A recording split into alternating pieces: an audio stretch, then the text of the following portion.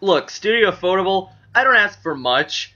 I haven't seen really any of your series. I haven't seen the Fate series. I know, that's a crime against anyone who watches anime, pretty much. But please don't kill off Lindow. I know you've been raising death flags for him for the past couple of episodes, especially just last episode, but I don't want him to die. Sure, it'll give the first unit enough rage and enough motivation to kill Dyaus Pita. I mean, one character has enough motivation to kill him, Elisa, but not all of them have enough motivation. Rage would give them enough motivation to all work together to be a perfect team and everything to kill Dyaus Pita as revenge for killing Lindow, but don't let it be like that. Please be a trick. That arm in Dyaus Pita's mouth and everything, let it be just an arm, not a torso. Don't let him be ripped in half. Don't let him have been eaten alive and everything. Please. I don't ask much from you, because I haven't seen your other series, but don't let him die. I love his character. He's a good character. I'm invested in the characters. I'm 12 out of 13 episodes in, and I'm invested in the characters. Don't let them die. Please? Okay. Enough of my, wishes. We come to find out Johannes is not a complete asshole or a scumbag. It wasn't him that activated the signal, the guidance device over in the dam and everything, that submerged one. It wasn't him. It was implied that was him. They did it to trick us, but no, it was the doctor, Diago or whatever, that came with Elisa from Russia. That is one corrupted, creepy-ass motherfucker and everything. I know I've refrained from talking about Elisa and the whole hypnosis in the past, like, couple reviews, because I kind of just put it off to the side. We didn't have too much developing. We knew she was hypnotized to make her think that Lindow was her enemy and everything, and the doctor was being a slimy bastard and all that, but it didn't have too much importance. We knew that she kind of got obedient in the last one. Her behavior was kind of corrected through hypnosis, and we know that Dyaus Pita is her main enemy and all that, but not too much went on with her. But in this one, the doctor said apparently he was on their frequency and everything. He told Elisa the command words and everything, the hypnotic words, the key words that turn you off and on in hypnotic state. When he said those, they were encountering Dyaus Pita and everything, and she was already helping them out. She was backing them up and all that. She instantly turns her gun on Lindow, but she fights again because she remembers Lindow saying, "Count the clouds. It'll help calm you down." And she's fighting against the hypnosis and everything, but her bullets are going everywhere, and it kind of forced her and everyone from the first unit to be separated from Lindow. And the trees over by that forest, those origami trees and everything, they react to attacks, but Dyaus Pita, we come to find out, it can control them. It's manipulating them. So it's pinning them all to the walls and everything, and Elisa's the only one free, and she's having an emotional breakdown and everything, because she realized what she had done. She had just tried to attack him and tried to kill him. So she's having this emotional breakdown, and she's praying, and Lenka gets kind of pissed. He goes, "Don't pray! You're strong! Take your God Arc, kill Dyaus Pita, protect Lindow, help Lindow and everything." And he tells her, it's not a matter of toughness, it's a matter of strength. You have strength inside of you. Use that strength. You're naturally strong. You tried to take on an entire horde of origami by yourself to protect the people of that plane, which was a badass episode. But what Lenka said, oh my god, that was awesome. So Elisa faces her emotions. She's been running away from her weak self, her emotions and everything. That's why the doctor was assigned to her, because to help her emotional behavior.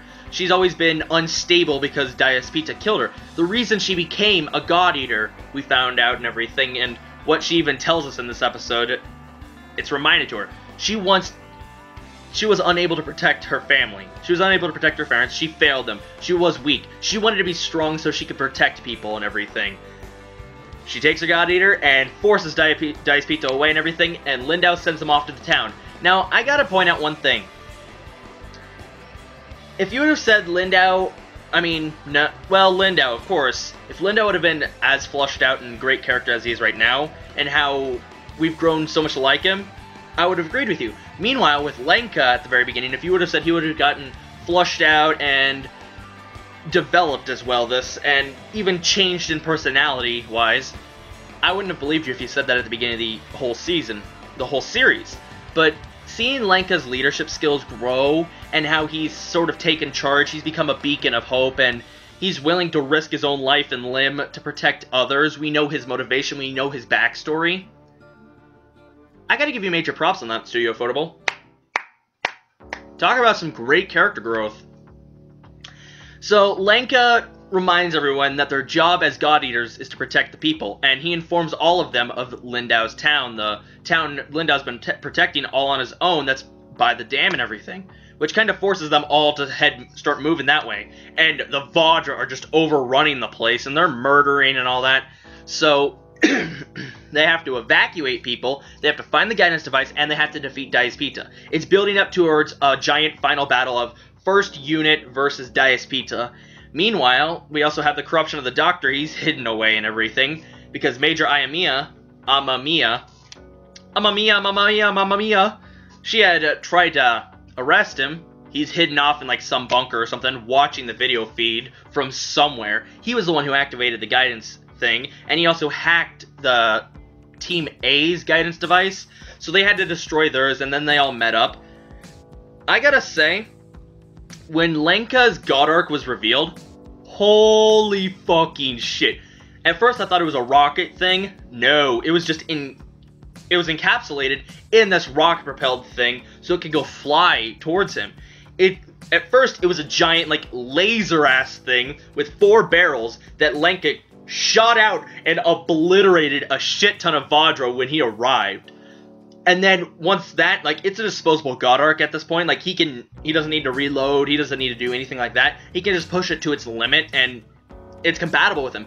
It has his high, like, bias factor, his high Oracle cell concentration, whatever, in mind. So once the whole gun aspect was exhausted and he basically disposed of that part, it was released from the weapon, and it turned into this huge sword, which he used to, like, it was a very fucking, like, long broadsword, and it just demolished even more Vajra.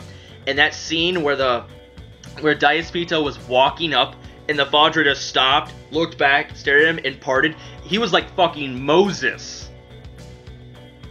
He parted the sea of Vajra. Dyaus Pita is a creepy motherfucker, and I am really curious to see how they're going to defeat it.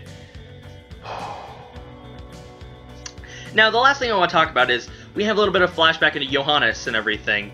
How he was raising Soma.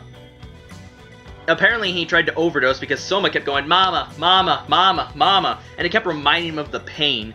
So he overdosed on drugs, and for several minutes he was dead, and he realized when you're dead there's nothing but darkness and everything. So we have Dr. Sakaki or whatever, the guy who repairs and builds the God Arcs and everything.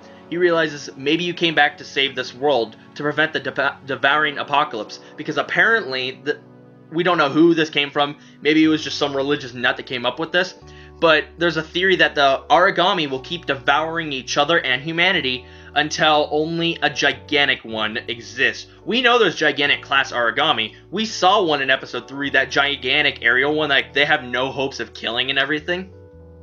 So if that's the case, it's gonna, once there's one gigantic one left, it's going to consume everything on the Earth and everything, and then the Oracle Cell is going to disappear. Humanity is all gone, Aragami's all gone, the Oracle Cell's all gone. It's basically resetting the Earth, as if the will by God.